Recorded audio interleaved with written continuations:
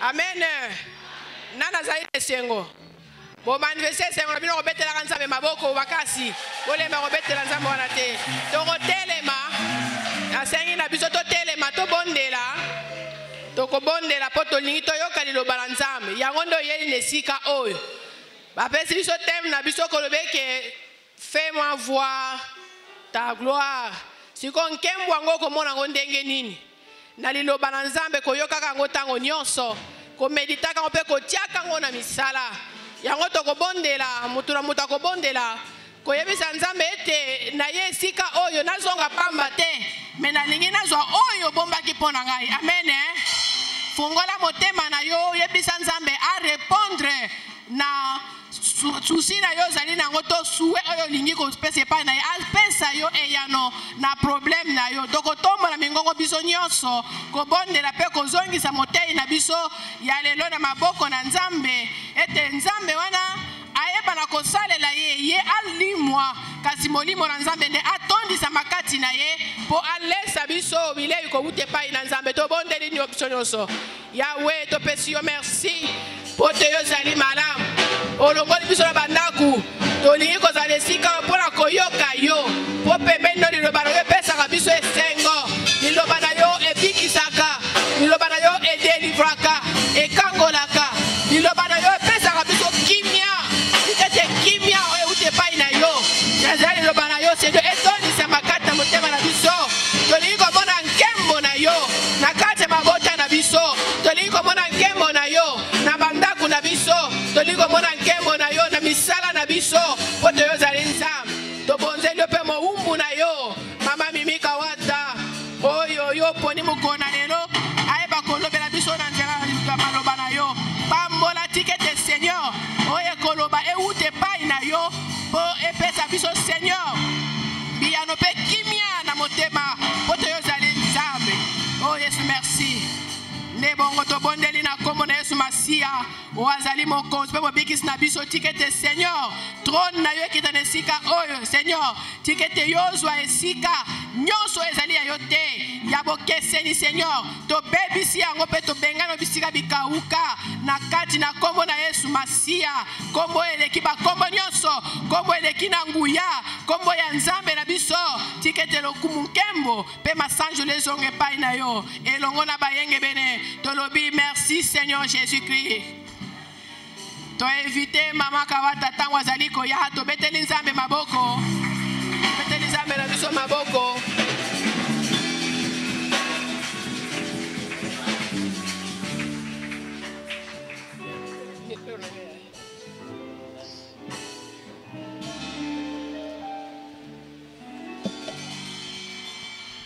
Tobondeli. Seigneur, nous te bénissons pour l'occasion que tu nous donnes d'être encore devant cette assemblée, devant ton peuple. Seigneur, nous venons nous remettre entièrement entre tes mains. Tu connais leurs besoins. Nous voulons que tu nous utilises pour ta seule gloire. Cher Saint-Esprit, utilise ma bouche, utilise mes pensées maintenant. Sois avec cette assemblée. Parle-nous, Seigneur, nous voulons t'écouter. Je les confie aussi toutes devant, Seigneur, entre tes mains. Au nom de Jésus, nous avons ainsi prié et nous disons Amen. Amen. Amen. Bonne fête, ma maman. Dobeteli nzambe maboko.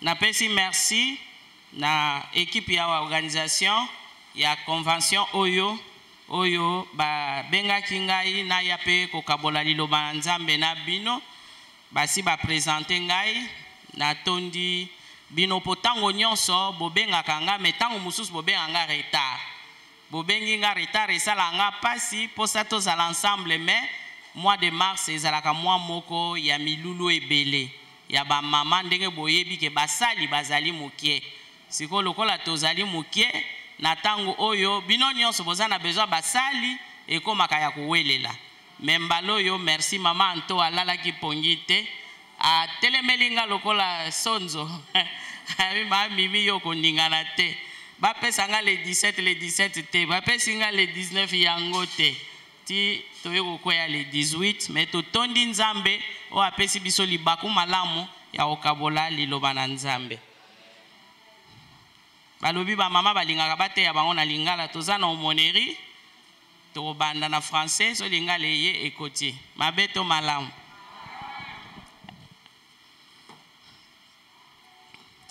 Le thème qui nous a été donné pour cette convention, c'est « Fais-moi voir ta gloire ». « Fais-moi voir ta gloire », c'est dans Ésaïe au chapitre 60. Ésaïe 60, nous lisons le verset 2.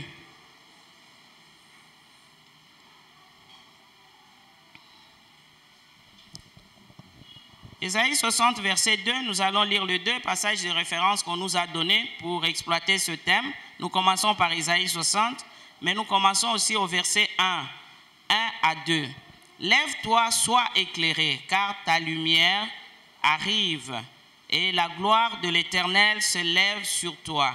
Voici les ténèbres couvrent la terre, et l'obscurité le peuple, mais sur toi l'Éternel se lève, sur toi sa gloire apparaît. Amen. Tozwi lisusu Exode au bapesaki biso. Nous lisons dans Exode 33. Nous prenons le verset 18.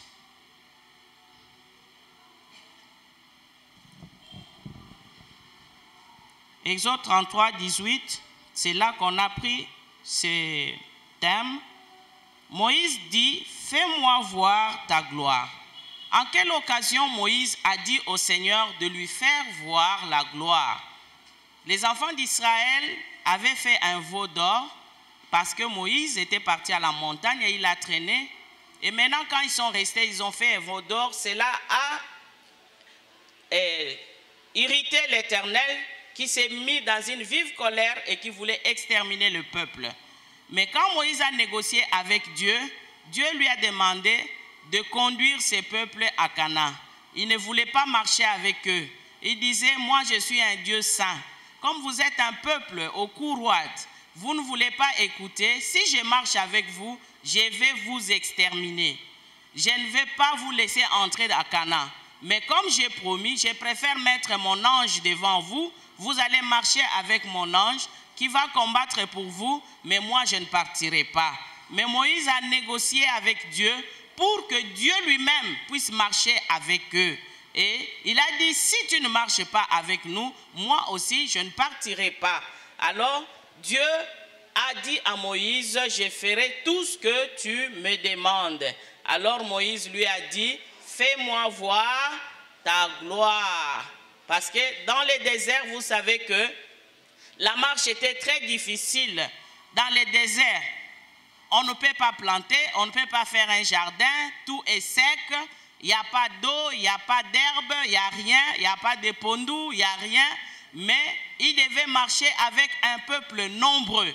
Alors lui-même ne pouvait pas faire face à tout ce qui devait arriver. Il avait besoin de la présence de Dieu.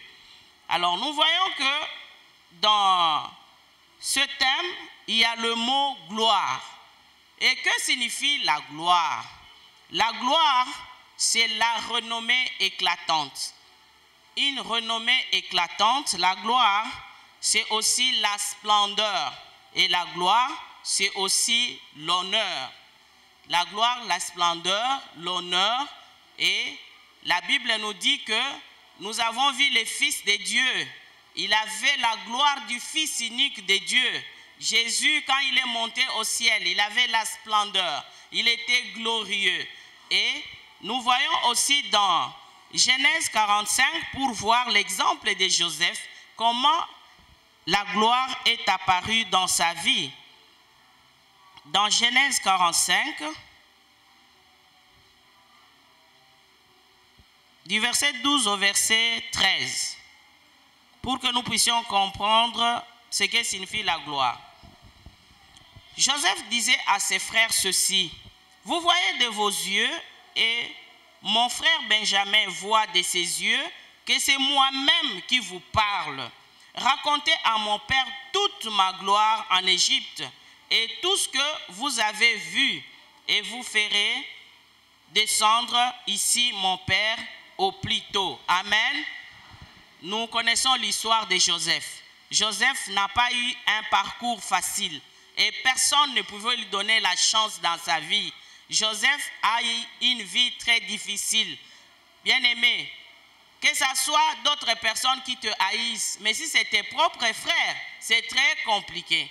Comme un frère disait, maman Mimi, qu'on dise que c'est ton oncle ou c'est ta tante qui te maudit, qui est sorcier. Mais si on dit que c'est ton père ou ta mère, ça devient très compliqué. Et il a vécu dans cet environnement hostile. Et il n'avait même pas l'espoir qu'un jour, il peut devenir glorieux. Mais il avait un secret. Le secret parce qu'il était un fils de l'alliance. Il était un fils de l'alliance, il avait l'alliance avec Dieu. Et il était un enfant de Dieu, il était l'un des peuples de Dieu. Et Dieu tient à son alliance. Et il dit, je serai votre Dieu et vous serez mon peuple. Et Joseph était parmi ceux qui étaient appelés peuple de l'Éternel. Donc il se retrouve dans les citernes. Il appartenait à Dieu. Qu'il se retrouve chez Potiphar, il appartenait à Dieu. Qu'il se retrouve dans la prison, il appartenait à Dieu. Et Dieu prenait soin de lui partout où il se trouvait. Bien-aimé, oyo se zokomela yo komo na pas cité soko za na alliance na Nzambe. Nzambe ayebi. Abosani eloko moko te. Mpe nkembo na yo ekomonana. La gloire, elle est là. Je dis toujours, la vie, c'est tout un processus. La vie, c'est un processus. Côté outie koiko zala mabe makasi, mais côté ozokende koiko zala yankembo. Soki ozali na Nzambe. Et ce fut le cas pour Joseph. Tomoni ke gloire o ezali lotomo. O ezali lotomo. Ye azwaka lotomo wana na Égypte. Bien aimé, quand on nous parle par exemple du CV de Joseph, hein, CV naye ou casier judiciaire peut-on dire. Comme président de la République, il faut casier judiciaire nayo et à la Vierge. Bandeko comme premier ministre na Égypte, casier judiciaire naye ezaki salité makasi. Pona nini bafunda ye ka bimana mwasi ya chef naye. Est-ce que nani akoka kondimela ye? Mais le Dieu qu'il servait pouvait le justifier en le prenant de la prison au trône. De la prison au trône. Bien-aimé, ne te minimise pas. Tant que tu as une alliance avec Dieu, tant que tu obéis à Dieu, la gloire, elle est certaine dans ta vie.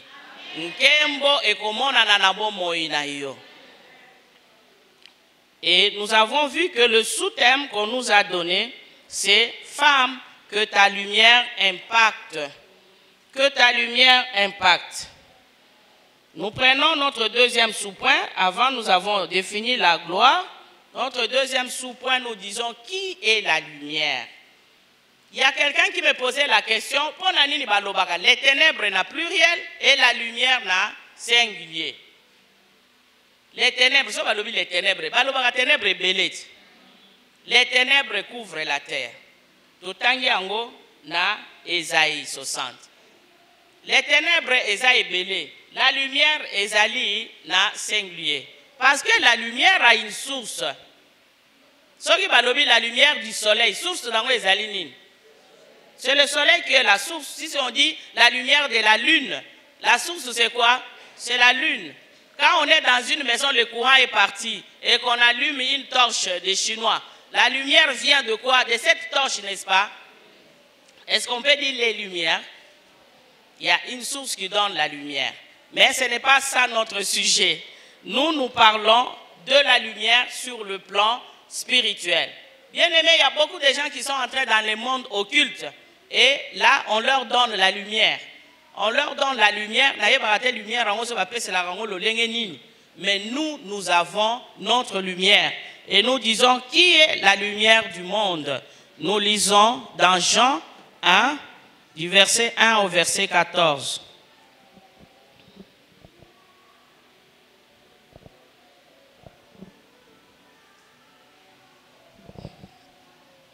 C'est un passage que nous connaissons. Nous lisons au nom du Seigneur. Au commencement était la parole, et la parole était avec Dieu, et la parole était Dieu. Elle était au commencement avec Dieu. Toutes choses ont été faites par elle, et rien de ce qui a été fait n'a été fait sans elle. En elle était la vie, et la vie était la lumière des hommes.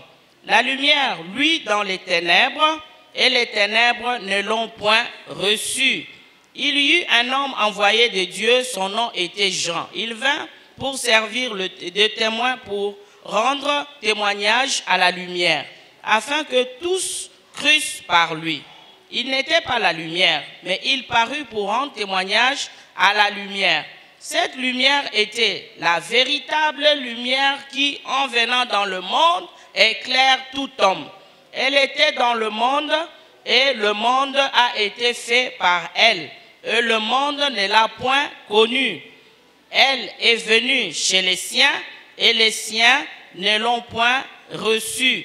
Mais à tous ceux qui l'ont reçue, à ceux qui croient en son nom, elle a donné le pouvoir de devenir enfants de Dieu, lesquels sont nés non du sang, ni de la volonté de la chair, ni de la volonté de l'homme, mais de Dieu. Et la parole de Dieu a été faite chair, et elle a habité parmi nous pleine de grâce et de vérité. Et nous avons contemplé sa gloire, une gloire comme la gloire du Fils unique venu du Père. Amen. Amen. Qui est la lumière du monde?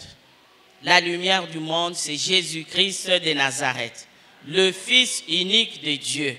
Bien-aimé, moutoua kosayote, que to kende bakopesa biso lumière na place songolo. Na yebi pe bakombo banini occulte mususu oyo bapesaka bato na bango lumière. Mais biso tozali na pole ya tango mokete ya esika moko te oyo ezali ya mokili mobimba. Yango na Esaïe bazoloba, le monde était dans le ténèbre, le peuple qui marchait dans les ténèbres vit soudainement une lumière jaillir. Il s'agit d'Israël. Israël ezalaki na kati ya molili, menzambe atindela bango mwana na ye Yesu Masia. Na molili po na nini? Po mutu na mutabanaki kotambola lolenge na ye. Kobanga nzambe ezalaki te. Nzambe alingaki sikoyo a réconcilier mokili o ebungaki na ye moko nzambe. Akomisa bango bana na ye. Atindi pole wana mwana na ye moko Yesu Masia. Balobi bana Israël bango moko bandeko na ye bayambaki yete. Il est venu vers les siens et les siens ne l'ont point reçu. Mais à tous ceux qui l'ont reçu, il a donné le pouvoir de devenir enfants de Dieu. À toi et moi, tozana biso bana Israël te, mais tozali pe ba fille na ba fils ya Abraham na molimo, apesi biso pouvoir pe ya kokoma bana na nzambe betela ye maboko. Alléluia. Il nous a donné le pouvoir de devenir enfants de Dieu. Vous voyez que na tango akala, ba grec, bazalaki na droit même pas ya cité. Bakoki kolala ta pongi na Jérusalem te. Po na nini bazalaki ba pagano. Mais biso tokoma na droit ata okende Israël te me ya kokota na lola. Alléluia. Yesu ayaki ko éclairer mulili o ezalaki na kati ya mokili. Aye ko éclairer molili o eza na mabota na biso. Aye ko éclairer molili o eza na mangomba na biso. Bien-aimé, naba o nyonso bayamba ye akomisa bango bana na nzambe. To uti ko loba wa ke Joseph azalaki déjà na kati ya peuple ya nzambe. Mais biso ba oyo ba pagano o Bible bengaki ba pagano. Tozaki na droit wana te, mais nani apesi biso droit? Yesu Masia mwana na nzambe. Aye na mokili pe ba oyo nyonso bayambi sans distinction akomisi bango bana na nzambe. Ba koti siko na nouvelle alliance. Pour l'ancienne alliance biso tozali na parte. Mais na alliance ya sika Yesu Masia ye kosala, biso nyonso tokomi bana na nzambe. Balobi quiconque croit oyo nyonso andimeli ye. Yesu apesi ye pouvoir ya kokoma mwana na nzambe. Tokomi bana na nzambe pe par là tokomi pe pole ya mokili. Amen. Yango balobi, femme, que ta lumière impacte Yo pe okomi lumière du monde.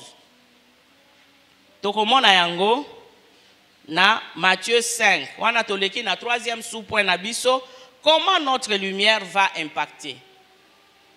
Yesu akoti kati na biso, akomi nkolo mobikisi na biso, akomi si biso lumière. Totangi na Matthieu 5.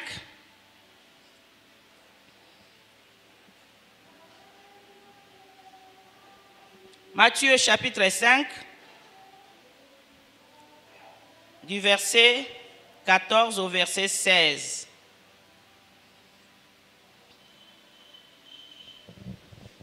Matthieu 5, 14 à 16, la Bible nous dit ce qui suit. Vous êtes la lumière du monde. Une ville située sur une montagne ne peut être cachée. Et on n'allume pas une lampe pour la mettre sous le boisseau, mais on la met sur le chandelier et elle éclaire tous ceux qui sont dans la maison. Que votre lumière luise ainsi devant les hommes, afin qu'ils voient vos bonnes œuvres et qu'ils glorifient votre Père qui est dans les cieux. Amen. Yesu Masi a komisi biso lumière du monde. Vous êtes la lumière du monde. Et loko esepelisi nga wa ezali nini?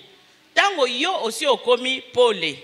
Balobi soki ozali pole ozali lokola ville oyo batongi na ngomba. Totambolaka na mokili. Tomonaka ba ndako ata ba komino eza na montagne. Est-ce que bokoki kobunga ngo? Ebungaka te. Ata na musika bokomona ke mboka ezali likolo ya ngomba. Une ville bâtie sur une montagne ne peut être cachée. Bien aimé, yo ozali pole. Est-ce que nanda kuna yo bayebi koza pole? Est-ce que ozali kongenga na kati ya ndako na yo? Est-ce que ozali kongenga na kati ya libota na yo? Différence ni ezali na bomoi na yo entre ndenge ozalaka mopagano na ndenge yamba Yesu. Est-ce que mutu amoni yo lelo akoki kosala différence? Si nous sommes la lumière, nous devons éclairer tous ceux qui sont dans la maison comme un chandelier. Oyo ba pelisi nani apelisa torche courant ezate akende ko bomba ngona se amesa. Tochaka ngo likolo amesa. Tochaka likolo armoire pour epesa pole et éclairer. Balobaka la lumière c'est la vie. Jésus est la vie. Jésus est la lumière du monde. Place mwana na nzambe o ayamba Yesu azali amemaka bomoi. Place kufa ezali amemaka bomoi. Place molili ezali amemaka pole. Pole wana ebenganaka. Bien aimé, la lumière ne demande pas la permission aux ténèbres pour fuir. Les ténèbres fuient devant la lumière. La lumière chasse les ténèbres. Ata balobi na lingoma na bino bandoki bazali bo briller. Bo briller. Et puis ceux qui bo briller na kolakisa bino to ko briller lolenge nini. Bo briller pe bo benga na molili. Les méchants ne résistent pas dans l'assemblée des saints. Ceux qui bozali ba santo ata bato na molili bazali bato na soloka bako finir par kotika lingomba. Na kati ya famille ata babundisaka bino lolenge nini. Bako koma na niveau moko ndenge kaka Abimeleka yebisaki Isaac alobite niveau yo komi en tout cas na moni na tika nanga poso kite mabe ko yela biso to tika na biso. Est-ce que bandoki ya famille na yo bakoma na niveau wana ba mona kete to tika mwasi wana to koka yepe lisusu te niveau mabondeli yo ya komi na ngo to koka te. Est-ce que babanga kayo na libota na yo pona pole yo zali na yango? Bato ebele balobaka bakena ikoloka bakomi bamona mutu na mbeto azate bazomona kaka lumière. Baye koloka yo bamoni kaka mwinda pole yo bazomona yo te. Bien aimé, si tu es un enfant de Dieu, sur le plan spirituel tu deviens redoutable. Ata na place na bino ya musala yo okoki komema lumière na yo ebengani misala mabe eza na entreprise na bino. Na kati ya famille bana na yo bazana misala mabe lumière ya yo mama eko affecté bango bana wana bakobongo la mitema. Alléluia. Nous sommes la lumière du monde comme Jésus notre maître est la lumière du monde. Quand Jésus entre dans nos vies doivent éclairer partout où nous sommes. Nazalaka na secondaire. Nazalaki déjà komona mabe ndenge papa nanga azalaki komela likaya na kolangwa. Kolangwa na ndenge mabete ya yezaki ya propre. Ayaka na ndako abetaka ne mutu te soka ameli aza c'est gentil, hein? Aza gentil, asanzelaka ne pe biso te, mais ces odeurs là dès l'enfance me mettaient mal à l'aise. So la cigarette na manai ko kokangote. Na ke internat na yambi Yesu na ligue pour la lecture de la Bible. So nazo zonga na ndako on dirait basolo wana komi accentuer na kokangote. Et komi bombana na papa on dirait ngande mwasi na ye. Menzambe aye ko sunga que Paul o ezalaki kati nanga et influencer bomo ya baboti nanga. Papa nangai ayambaki Yesu. Na memela eka traité tellement na loba na kokaka pe ko discuter na yete bomoni ma missionnaire ayebi li loba na mutu asale la kangote ngana ko bamba ye verset na yekolaki na ligue ye pe abami nga verset siko era ko bamba ba verset ebele na kokite na tiki na zaki mwana ti na sima na komo yeleka ba traité na kozwaka traité oyo balobeli les péchés de la fumée na tiki lié na bia bundana na yango. Mais on va prier pour notre papa. On va prier pour notre papa. Mukolomsu nakuta papa atika cigarette na ndenge na ye. Nzamba sungaye. Alors j'avais essayé de moi-même. J'ai abandonné pendant une année mais j'ai repris. Po na makasi na ye moko agokokate. Mais tango nzambe asosolisi ye apesi ye makasi. Ti ndenge papa akufa tikala suko simba likaya te. Papa abandaki susu komela te. Nyonso wana ezali pole ekotaki na kati ya ndako. Malembe pole wana yaffectaki bandeko pe na kati ya ndako. J'ai quand même quelques frères et sœurs convertis nés de nouveau. Mais la lumière a commencé à jaillir sur moi. Et jaillir, ngai pe nazalaki missioni na donc makambo conversion, aux nouvelle naissance, na kipakate. Toke na biso église, toke na biso école de dimanche, toke na biso koyemba bandeko, to salela kango na lolenge ya vuyate. To yeba eloko nini tozo sala. To yamba Yesu pet misala emonana na bomoi na biso. Nous devons affecter. Ta lumière doit impacter ton environnement. Ta lumière doit impacter les tiens. Totanga na ISP Gombe, nous avons eu des professeurs qui se sont convertis parce que ba observa biso pe batungisa biso ba mona ke ya solo to telemangwi kati ya Yesu Masia. Suka na suka babongoli mitema. Ba yambi Yesu. Tomoni baninga na biso. Okoti na chambre na ye. Osanga posa kovanda 2 minutes te na homme. Tala ba photo ya pornographie. Chambre ya homme ya ye eza lokola ndako. Tala ba frigo, tala ba télévision pona nini aza kosala kindumba na ndenga propre. Mais atali bino bosala kama kamwana te. Pole o eza kati na bino ya affecté ye. Bosilisa na bino classe kote akenda ke ko bongola motema. Betela nzambe maboko. Ata bazo lioka te. Ata bazo ndimela yote yongenga. Mwasi mo Kristo ngenga. Pe pole na yo e impacté. Kolemba te ngenga kaka. Kolemba te. Bien-aimé dans le Seigneur, que ta lumière luise sur ton chemin et que ta lumière impacte ton environnement. Lumière na yo est impactée.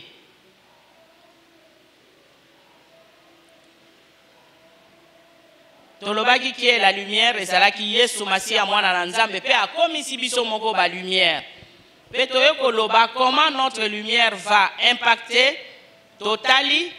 Soki tozongeli passage na biso ya Matthieu 5 balobi na verset 16 que votre lumière luise ainsi devant les hommes afin qu'ils voient vos bonnes œuvres et qu'ils glorifient votre Père qui est dans les cieux. Tolobi comment notre lumière va impacter par nos bonnes œuvres. Notre lumière va impacter par nos bonnes œuvres. Misala na biso ya malamu nakati ya lingomba yangonde ekosala ke batu ba glorifier nzambe oyo biso tozo salela.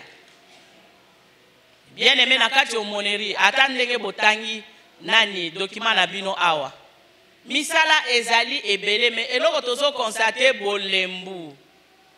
Bolembu ezali mingi na kati ya ba mama. Na yebisi bino Joseph azalaki na alliance na Nzambe. Tango toyambi Yesu tokoti na nouvelle alliance. Alliance ezalaka lokola contrat. Yo sali contrat na Nzambe bi désormais Nzambe nga na komi mwana na yo. Nzambe pe alobi na komi Nzambe na yo. Mais na kati ya contrat ezalaka pe na ba article oyo ya ko respecter boyete. Sikoyo Nzambe alobi nini si tu obéis à toute la parole que j'étais prescrite na kosala nini na kopambola yo. Yo ozali nini gloire nkembo ekomona na bomoi na yo. Pourtant mususu misala na biso ezali misala ya malamu te. Ezali misala ezosepelisa Nzambe te. Bien aimé na yebite soki bisika bozali makambo boye ezosalema. Confusion ekota entre batu bayaka na lingomba na batu batikala libanda.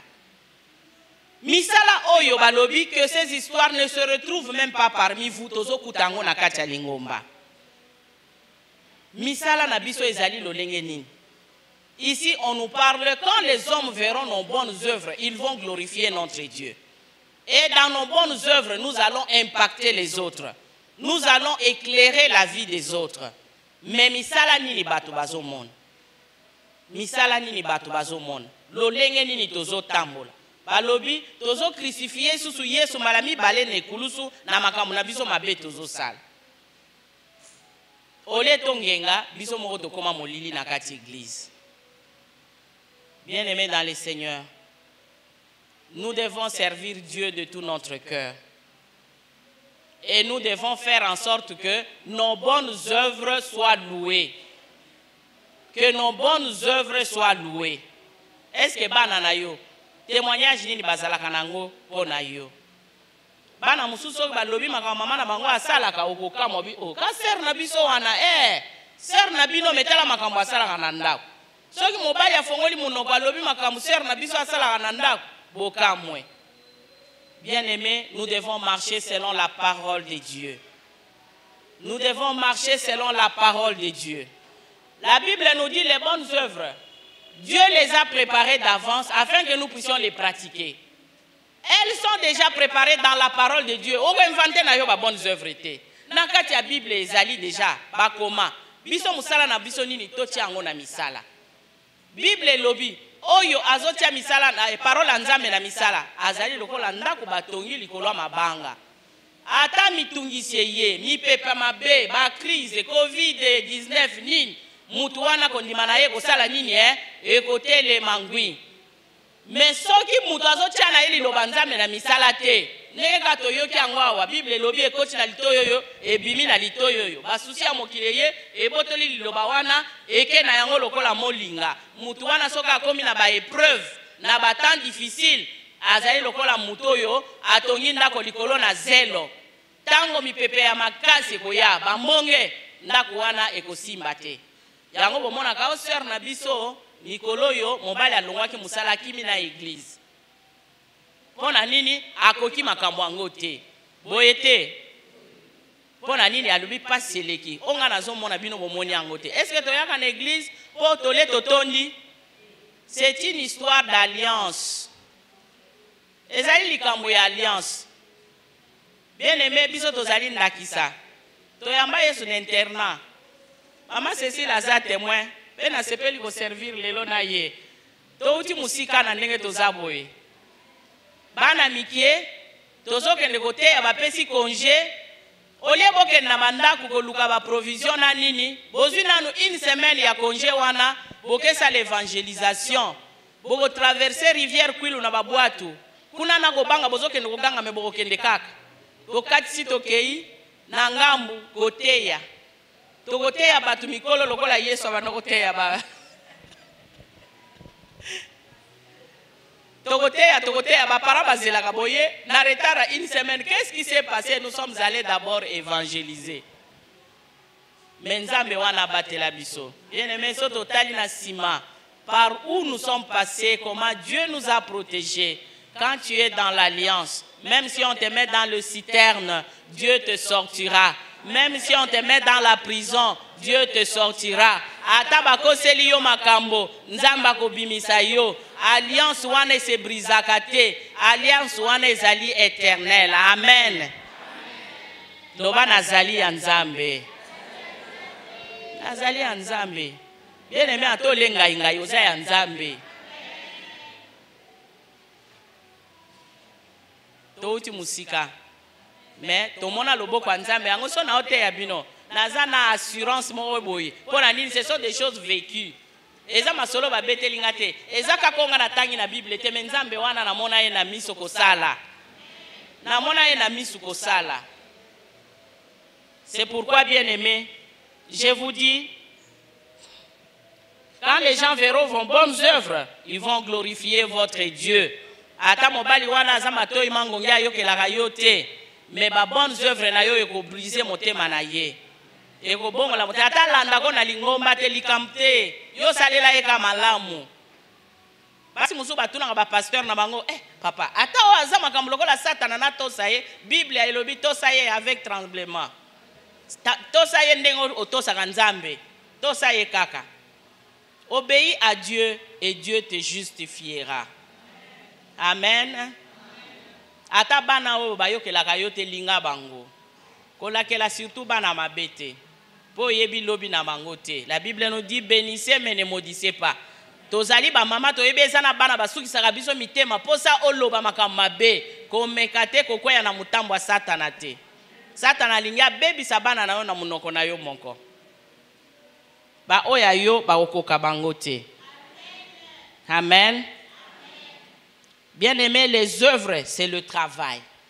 Mosala nini ndenge mama Cécile banotuna mosala nini yo sala kana lingomba na nzambe. Ce sont des tâches et c'est l'ouvrage. Quel ouvrage tu fais? Tomonaki na Bible tabita bandaki kotonga kaka bilamba oyo. Azo kabela ya ponaki neka secteur ya ba veuve. Azo kabela ba veuve. Metango makambo ya mabe komelaki ye. Kaka ba veuve wana bazanga eloko ba belela nzambe po azongisa ye na bomoy. Nos œuvres nous suivent. Les œuvres des justes les suivent.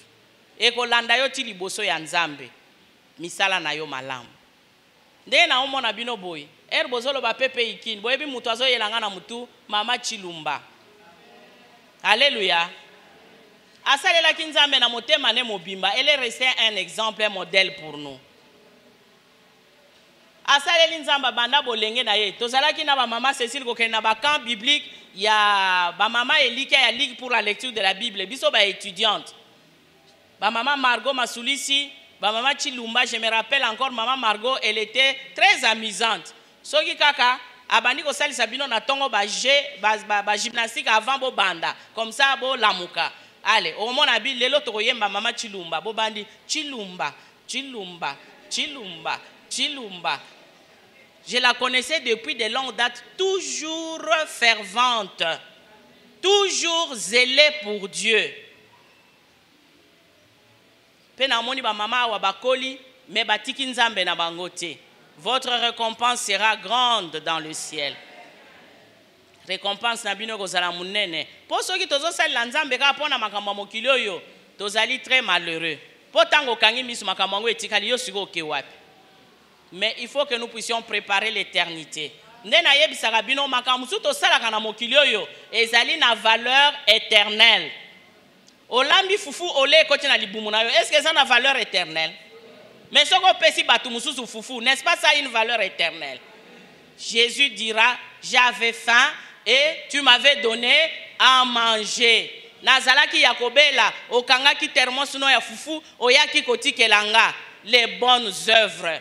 Akoloba, yaka fidèle servante nanga, yaka fidèle serviteur nanga. Pona makamo malamu salela kinga. Misala nini malamu yo salaka. Tabita azalaki millionnaire te.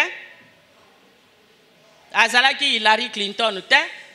Azalaki kaka net moko na kati na biso. Mais aponaki secteur moko asalela nzambe na secteur wana. Balobi qui donne aux pauvres prête à son créateur. Est-ce que nzambe atikala na nyongwa mutu? Nzambe atikala na nyongwa mutu te. Azongisaka lobi donner et il vous sera. Oyo nyonso bopesaka d'une façon ou d'une autre. Ata mama ki ngandi te opesaki akozongisela yo me mutu mususu akozongisa. Nzambe akosalela mutu mususu akopesa yo. Pesa ekopesa mela yo. Pona nini nzambe o amonaka ndenge yo pesaka. Nzambe wana pe akopesa yo nano awa na mokili avant akende kopesa yo litomba na lola. Pesa ekopesa mela yo. Na kati ya kina wa bandako ebele ndenge na lobaka ko kabata biloko kolia même na bato balala na ndako wana ekoma lokola problème. Ekoma lokola problème. Okoki ko lamba te opesa baninga matembele na esengo. Ozo pesa me ozo landisa malobe ebele. Est-ce que wana opambwama? Opambwama te. Balobi to pesa cotisation na église. Oke na nzela osilisi mama présidente loposo. Est-ce que opambwama? Bondela nzambe kabela ngai pe na pesa na participer na lipamboli. Soko silisi malobo gagner nini? O gagner le côté. Yango na lobi misala na biso ezala les bonnes, on les appelle les bonnes œuvres parce qu'il y a aussi des mauvaises œuvres. Les mauvaises œuvres existent dans nos églises. J'étais choqué une fois, une sœur a vu fiancée. Nani aboma fiançailles na ye kaka sœur na biso église a telemela ye satana pe akosa na makambo oyo ezalaki te ndumba wana baluka ki ndumba ngo bamona te tango elekaka te ezoleka po mobali azo vérifier soka azalaka ndumba akosi na o bakosaka te bit na ezali nini akobala te libala wana akokota te na yo nando ki différence eza wapi. Ana lobinga na kanisa kinde tozabo en église tozo yoka ndenge Yesu abana yoka compassion ndeko mikoleleki azobala te tozali na compassion tozo porter ye na mabondeli na biso mukolo pe akobala to sepeli to kumisi nzambe me ba mususu bazali wana kaka pona kotonga na matongi wana oganye nini yo pe ozana bana yo pe ozana bandeko. Bien-aimé, je parle de bonnes œuvres. Ta lumière va impacter dans tes bonnes œuvres. Et c'est ngwezala makasi soko bondela ki mingi pona ndeko wana azu réponse oko sepelobi nzamba ya nolinga. Ndeko abela ki espoir ezala ki te obondela kapona ye na motema moko. Nzamba bikisi ye, tu seras dans la joie. Tu vas célébrer cette guérison. Ndeko abala kate abali tokozala na esengo kokumisa nzambe mukolo wana. Boyebi ba mabala mususu batindaka mutu te obeta maboko tellement eza net miracle. Donc bozo beta milolo na désordre pasteur azo kanga bino minoko. Bozela nanu me bozo koka kaka te. Pona nini esengo eluti. Pe bokumisa nzambe na trône na ye asepeli na makambo asaleli biso. Les bonnes œuvres. J'insiste sur les bonnes œuvres. Po molili o koti e komi ko boma pole o eza na kati ya église. Est-ce que notre église brille? Est-ce que nous brillons? Est-ce que nous sommes des étoiles de notre église? Est-ce que notre lumière influence les autres?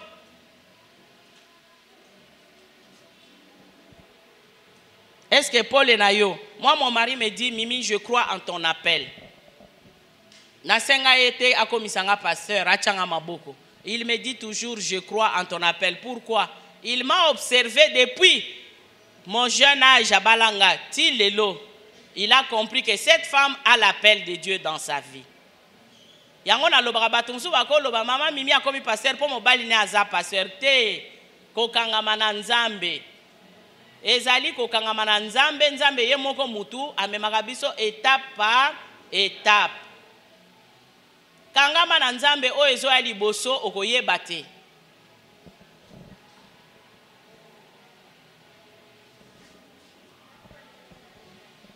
Tolobi Suzanne P azalaki na ba bonnes œuvres na ba mari na lingoma na likita na bango nyonso. Babandaki ko servir na sepela no moneli tozala ma mama Suzanne oyo ba accompagnaka ba papa pasteur na ba bien na bango matériel. Ovandi kaka boye ba mama ba bimeli yo na mpiodi na miliki esengoto esengote. Est-ce que ba mama wana ko sala bango prière asia mutema te? Surtout so mikolo wana magasin na yo ezaki nango vide. Ba mama ba kiti na mwa sac ya loso, mwa sac ya semoule, boye na boye. Oko bondela na mutema mobimbo pambola ba mama wana. Est-ce que li pamboli wana ko kitela bango te? Les bonnes œuvres. Les bonnes œuvres les mamans. Nzambe asunga biso moko na moko asosola.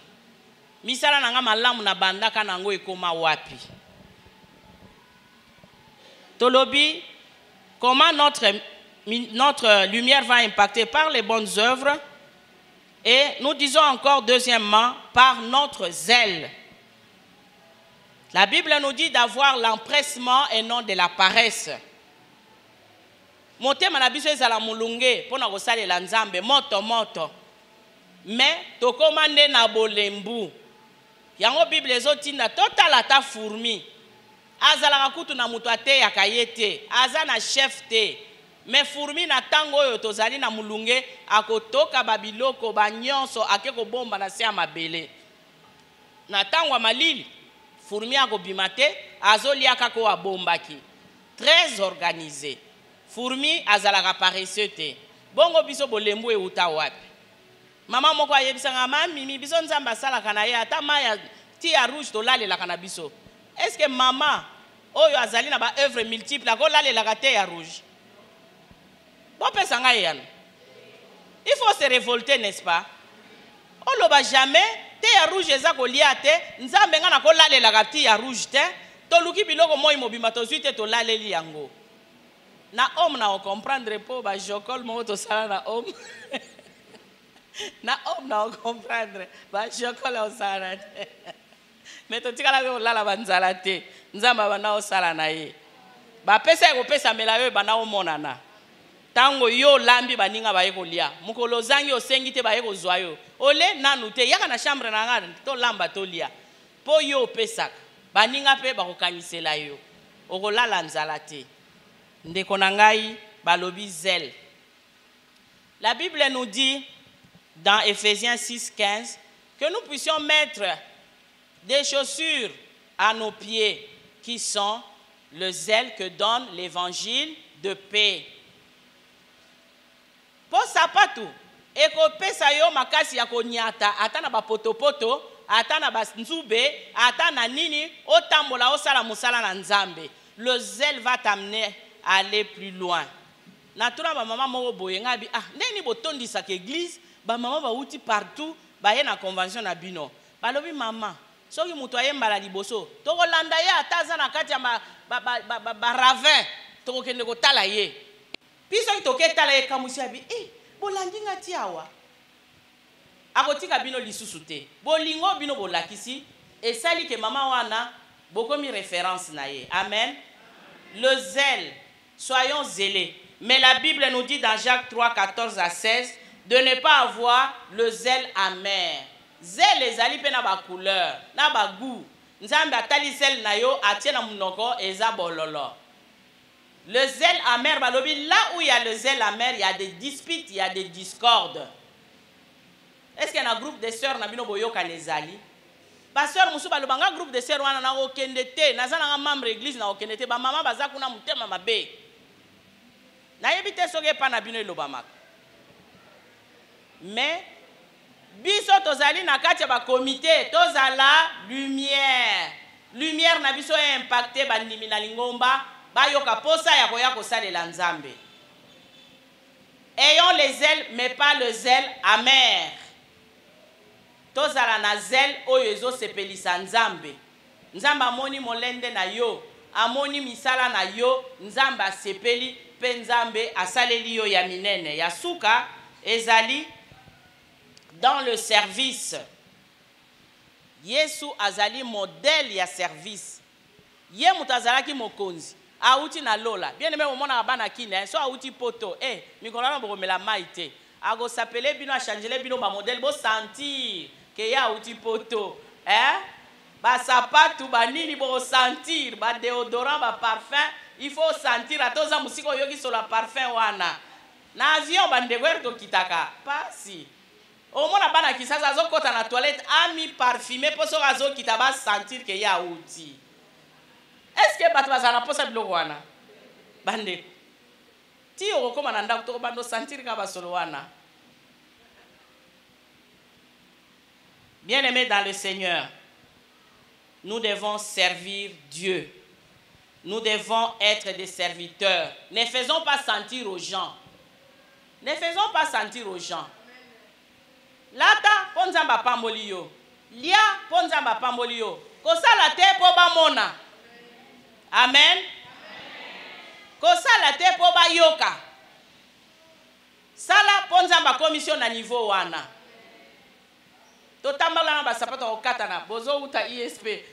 Batalo ezoke no lela. Mais boye mi église bando landa bino simana ba Cécile. Mais mi bino na banda ba enregistrer bino. Mais so tali basapato ma plein. Mais c'était qu'une étape, n'est-ce pas? Mais nous continuons à servir Dieu. Nous avons bataillé habité par la base pour la femme la bango. Non, les autres sont sapés, ça m'a bé. Ah, bétéran Nzambe maboko. Alléluia. Alléluia. Et ça n'a pas été pour sentir. Mais Nzamba comme ici biso na ici kawana. Alléluia. Pour bana oya mikeba mona keso kangami na Nzamba ata lelo lete lobio golia. Ata lelo tu a tombola lobio golata bien. Nzambe wana apesaka parce que votre Dieu sait que vous en avez besoin. Mais cherchez premièrement le royaume des cieux et la justice de Dieu. Yango na lobi Yesu ne modèle na biso. Le modèle par excellence, modèle de prédilection, c'est Jésus-Christ de Nazareth. Na kati ya ba leadership balobi Yesu accompli ça ba modèle ya ba leadership nyons. Mais leadership de service kolobelango kutute. Un Dieu, mais il a lavé les pieds de ses serviteurs. Biso lingaka mama pasteur ba memelanga sac bon les honneur balobi gloire. Nzambe so komisinga ba memelanga sac na oboya. Mais ce n'est pas ça qu'on doit rechercher. On les a un bénéfice, il y a service. Mais dans les services, nous devons servir. Atanaza maman pasteur, atanaza maman mukambi. Na kobongisa bakiti na bande ko ba obongisa bakiti. Boete. Na kokipe ko simba kombo to komboli ensemble. Na kokipe na agape na servir. Kaka na kiti ya bokonzité, le service. C'est se mettre au service des autres. Balobi oyo ako servir baninga na lola kozala mutu munene. C'est celui qui sert les autres. C'est celui-là qui sera plus grand. Yewana akozala mutu munene na lola. Bien-aimé ba honneur ekoki koya. Je me retrouve bana oyo ba yebinga bandakala. Des fois ba yaka plusieurs années après, hey maman Mimi, tu sers toujours à table, tu fais toujours ces choses, tu ne t'es jamais fatigué. Il m'a dit mais c'est ça ma vie. Je sers toujours mon mari. Yo po comme maman présidente lobi nanda kuna servir lisusu te. Est-ce que nzamba yebisi biso bongo? Nous devons servir. Ça fait du bien de servir. J'ai déjà fait la cuisine pour mon caméraman. Alors maman bolamba kakito. Na ko inviter batu ebele. Bo pesanga lokumu na libota ya mwasi nanga. Na nga na batu te. Mais bino bokoma famille nanga. Moi mbongo nanga yango yo bolambela nga. To lambela ye. Ye cameraman nga naza mukonzi na ye me to lambela ye. Alléluia. Meti lelo etika sango batu wana bamitunaka. Biloko wana euta wapi? Est-ce que nzamba opambola te? Ok po vandi no na kiti honneur. Ba yebi te yo muto okalingaki biloko kuna. Mais nzambe na lola asi akomi na buku na ye misala malamu oyo yo sali. Bien-aimé dans le Seigneur, totika lolendo. Tozala pole. Pole na biso est influencé. Na yebi ke samedi tozala na milulu munene le leadership féminin. Basi bayebaka kokamba, bayebaka ko influencer na ndenga malamu koleka o mibali basalaka. Yango na ko inviter ba oba kozala na ndenga koya bakoki koya. Nzambe wana akoteya biso lisusu. Na shaumba de 9h à 16h. Bokolia pe moi eloko popozo makasi. Mais j'ai le fardeau d'enseigner les femmes sur certaines choses pour basi ba lamuka, basi ba telema. Boyebi l'église soki basi ba lali lingomba esalaka nini? Ekufi, elali. Soki ba jeune ba lali lingomba pe elali. Yango ba jeune bozali awa, botelema bosalela Nzambe pembeni ya ba mama lingomba ekende liboso. Boyoki mbula bino bobanda lingomba il faut pole na bino eganga. Pole na bino eganga na kati ya Kinshasa. Pole na bino eganga na kati ya Iniki, na kati ya Matete. Eganga so batuni PSM. Ata otuni na kwenkuna bayebi ke PSM yango wana. Pole emonana. Bien aimé.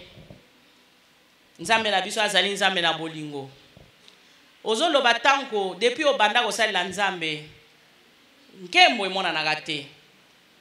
Togotelema. Togotelema. Nkembo wana emonana. Nzambe bana nanga babonga kate. Molili na kati ya ndaku nanga. Mobali akobanda mosala ekufi. Nkembo ifo emonana. La gloire, la renommée emonana. Bien aimé na kati ya mokili oyo ezokende kokufa. Alliance na Nzambe kipaka nango te. Ata mokili ezobeba, Nzambe aza likolo na nyonso. Akoki kobimisa nkembo na ye na libota na yo ata na tango ya pasi. Domaine nini ya vie na yo eza na molili? Balobi les ténèbres ne régneront pas toujours. Bamususu bakangamaka tata mwasi wana ifo akufa po biso to bonga. Akokufa te me boko bonga. Nzambe na bino akosala boko bonga. Pe miso na ye ekomona. Domaine nini ya vie eza na molili makasi. Nkembo na Nzambe monana. Yesu atia loboko na domaine wana. Tobandi nanu nkembo emonana. Po ebele awa basalelaka Nzambe na motema mobimba. Me bazomona bomoi kokangama makasi. Tobelela Nzambe wana. Korale kokamba biso na loyembo. Tombola miso na yo na lola. Tala na tata Nzambe o apesaka nyonso. Obi Nzambe yanga ibana. Balokama na nini? Bana musuma yele zalaka te na classe. Bana musu bazwa ba diplôme misala emona na kate. Tikete ndenge Nzambe atinda ba mbisi na ba filet ya Pierre. Tikete makambo malamu ya na direction ya ndaku na yo. Nkembo na Nzambe monana.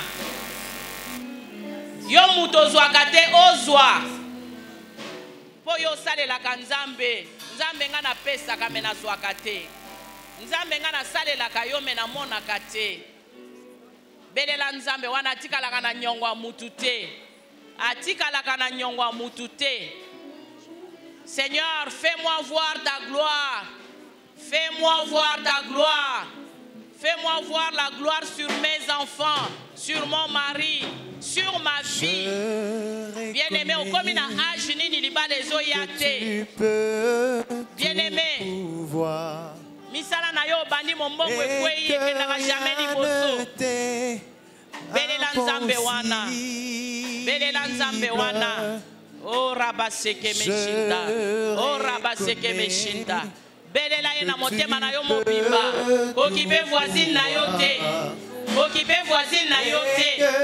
Oh rabaseke meshikara masaka. Oh rabaseke meshikara masaka.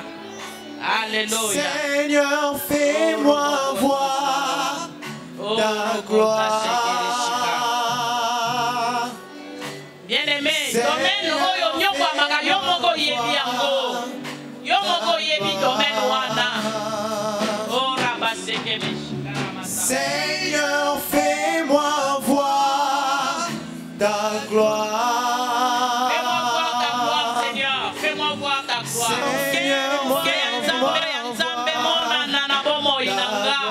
Est-ce que tu peux les chanter? Na domaine nini ndeko na ngai, na domaine nini? Oh rabaseke shikara masaka.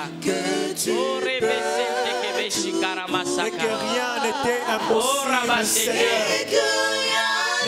Naomi anyokwa makina rusi. Naomi anyokwa makina rusi. Nzambe amonisaki nkembo na ye. Na yebite soki yo zali lokola Naomi. Nzambe atindela yo Ruth. Nzambe de la ville Boaz. Boaz aya na direction ya ndaku na yo. Oro de seke meshika maraka. Ora baseke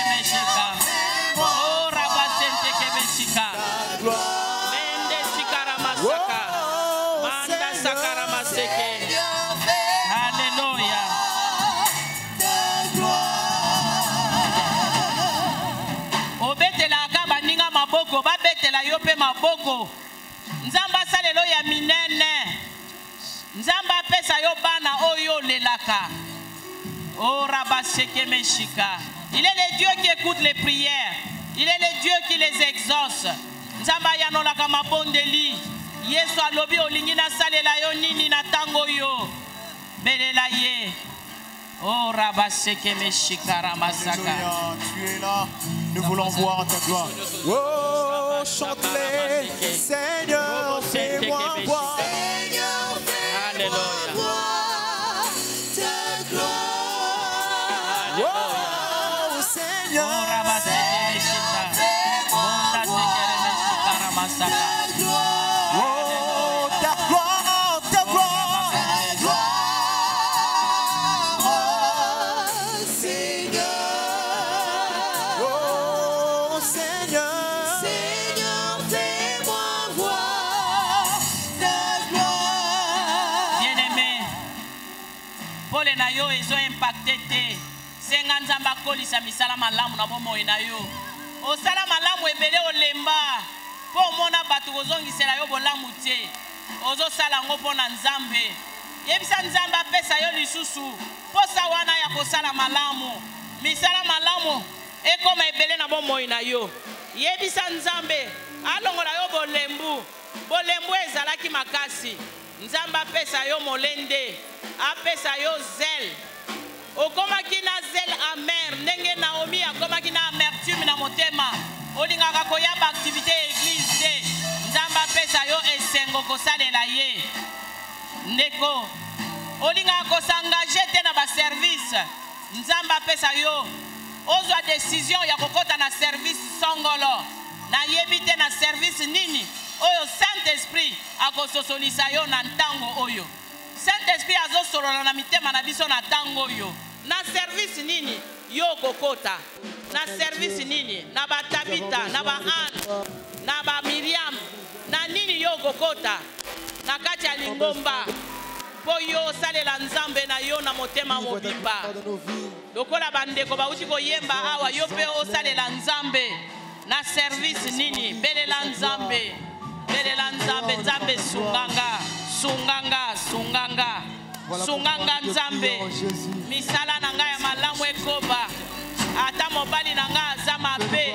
Menga na tikala ya yo. O Rabasaka ata bana bayokela kangai te. Misala nanga malamu ekoba. Nakati ya lingomba ata bamona kanga te. Misala nanga malamu ekoba. O Rabaseke Meshikara Masaka. Bende sekere Meshikara Masanta. Koromo sokoromo sente kebeshika.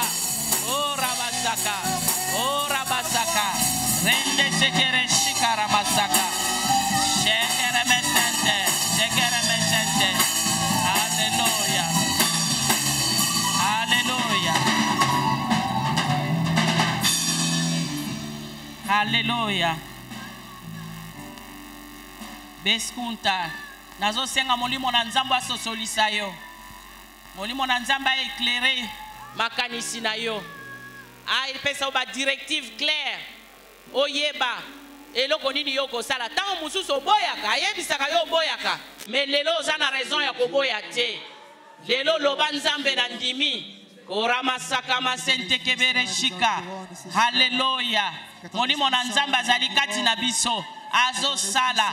Fongola matoi na yo. Fongola matoi na yo ya motema. Fongola matoi na yo ya molimo.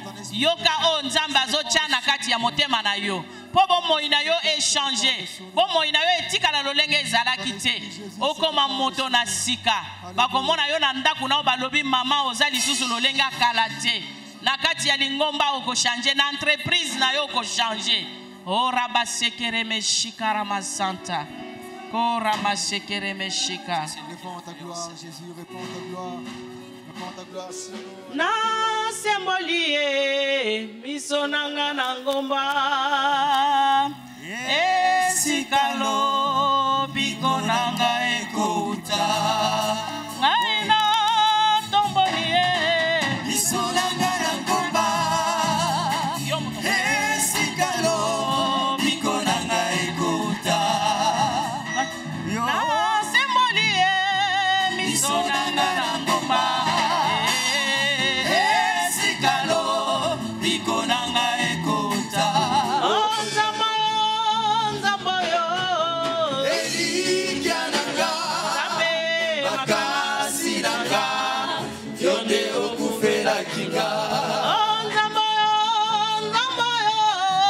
elikya nanga makasi nanga yonde okufelaki nga. Tombola maboko na yo. Tombola maboko. Seigneur, nous te bénissons. Merci pour ton esprit qui descend en ces lieux, qui donne l'onction des services. Merci parce que ton esprit agit dans cette salle. Merci parce que mitemo ezalaki ya mabanga yo buki yango. Opesi bango motema ya mosunyo eza sensible na liloba na yo. Sensible na mosala na yo. Nzambe lipamboli na yo ko utalole kitela ba mama. Tala ndenge basalelaka yo. Seigneur, ba mona nkembo na yo. Ba mona nkembo na yo na bomoi na bango. Pe batato la monene na yo. Pe bato mokili ba kumisa nzambe na bango basalelaka. Pona nini basekaka nzambe na bango. Pe balobaka wapi nzambe na bino. Minoko wana échanger. Ekumisa nzambe o bango basalelaka. Nzambe pambola mangomba nyonso. Ya pepe ikin. Tikete. Pole na yo. Emonana. Molili ekima. Ba mama bazala na pole o eko impacte mangomba. Pe échanger visage mangomba na biso. Na kombo na Yesu Masia na pamboli bango, na pamboli ba papa pasteur, na pamboli ba mama pasteur pe bana na bango, na pamboli ba komite nyonso ya mangomba oyo pesa bango ba vision ya sika. Oyo ekotelemisa musala na nzambe. Na kombo na Yesu tobondeli pe tolobi. Amen. Amen.